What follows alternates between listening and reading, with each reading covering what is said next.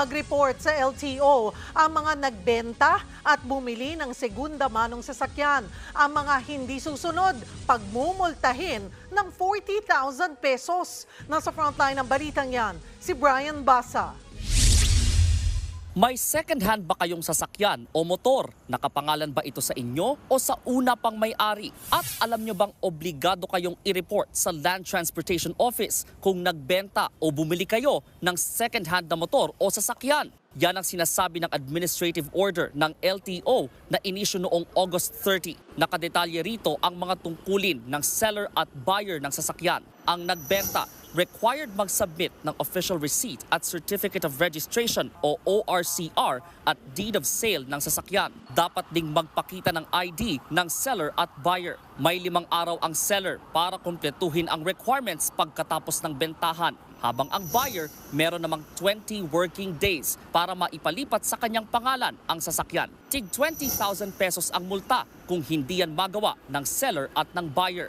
Noong September 16 pa ito sinimulang ipatupad ng LTO. Retroactive din yan. Ibig sabihin, sakop nito ang mga nagbenta at bumili ng second-hand na sasakyan bago pa man inilabas ang utos. Sabi ng LTO, alinsunod ito sa Motorcycle Crime Prevention Act. Under our law, in case of accident po, ang liable po dyan is the registered owner. Malaking abala na po yan para po sa mga nagbenta ng sasakyan. Pero marami ang ngayon lang ito nalaman. Grabe naman yun, magmumulta ka ng wala sa ayos. Lalo na yung pinagbilan mo ng motor galing pa ng probinsya. Nakakagulat para sa amin na ganun, yung kalaki yung multa. Kailangan siguro mapag-aralan po mismo ng LTO kung paano po yung dapat maging proseso nung kanilang pinapatupad na batas na yan. Para sa isang urban transport expert, pampatagal lang ito ng proseso. I think they're really excuses. They want to terrorize motorists para they come across at manikluhon sa kanila.